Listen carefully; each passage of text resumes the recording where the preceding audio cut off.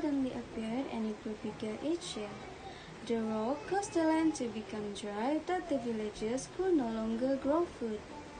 One night, the elders began to dream that they ought to sacrifice a lady to the mysterious rock for the land to become fertile again. Sacrificing life is a wrong thing to do, cried the villagers when the elders informed them about their dream at the gathering. A young lady named Kinomulok immediately volunteered to be sacrificed as she did not want the people to remain starving due to the drought. She immediately went to the rock. Several people attempted to stop Kinomulok, but she was adamant with her decision. "Take my life in exchange for fertile land," cried Kinomulok out loud. A lightning struck her and she instantly disappeared. The dry land suddenly turned green with paddy, maize and vegetables, and the rock had stopped growing. The elders dreamed a voice that told them to dedicate 7 paddy stalks each year to the spirit of Kinomulok. It was believed that Kinomulok has reincarnated as the spirit of paddy named Bambarayon, and she often appeared as a willow that flew across the paddy. On the other hand, the mysterious rock had become the tallest mountain in the land, which is now known as Mount Kinabalu. Dang Insum. Centuries ago, in the land of Borneo, a female warrior known as Dang Insum from the Bisaya community decided to take a part in a beauty pageant competition held by King of Brunei. Many ladies traveled to the kingdom to try their luck out. "I can dance, I can cook, and I certainly can fight well," said Dang Insum as she made her way to the venue of the competition. There are 3 challenges that every contestant needs to complete: dance challenge, cooking challenge, and finally the fighting challenge, announced the king. Beauty is not just about looking pretty, it is about skills in arts, traditions, and battlefield, added the king. In the dance challenge, Dang Insum performed the most popular Bisaya dance known as Sayau Bagarus. The dance routine demonstrated how the Bisaya community harvests sagu through several steps. The crowd was so enchanted by Dang Insum's performance that they decided to join her. "Dance, dance with me," requested Dang Insum as everyone followed her moves. Dang Insum cooked and served the king and his queen with ambuyat, one of the most well-known dishes among the Bisaya community. In the cooking challenge, ambuyat is a sticky glue-like dish that made of sagu palm. "This is so delicious! I want more!" cried the king after sampling the ambuyat.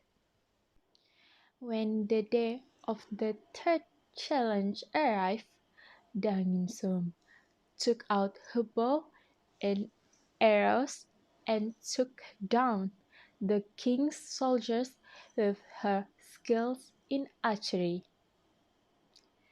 The king was so impressed by her fighting skills that he chose her to be the winner of this beauty pageant contest.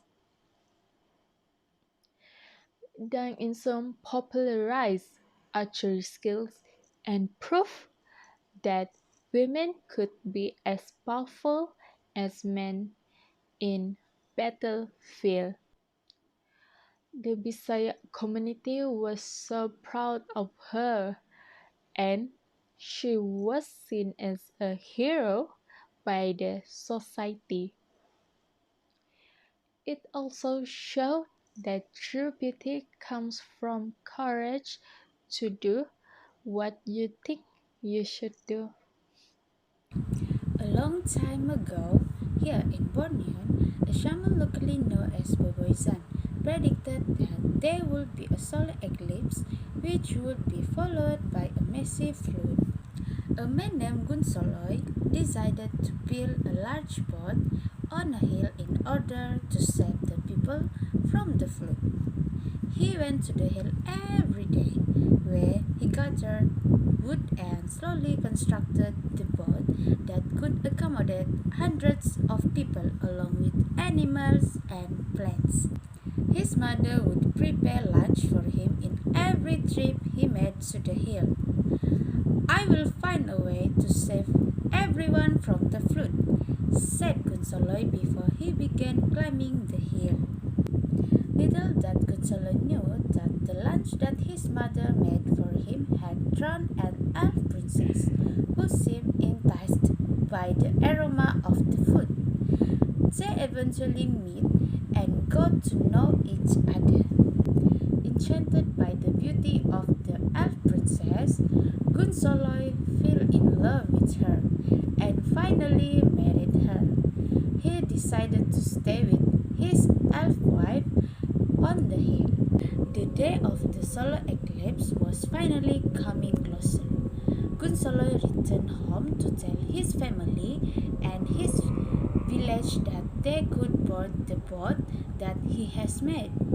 The boat would keep them safe from the flood. Once he reached his home, his mother begged him to stay, but he insisted that bringing them to the hill. Please, Gunsoloi, stay with me. I'm your mother, said his mother. Gunsoloi refused to listen to his mother. His mother became very disappointed with him, and she began to cry. Gunsoloi ignored his mother and decided to go back to the hill to be with his elf wife. I have to be with my wife. I cannot stay here, replied Gunsoloi.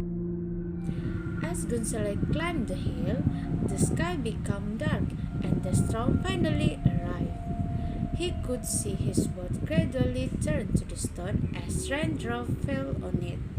His legs started to become heavy and it became hard for him to walk. He realized that he was slowly turning to the stone.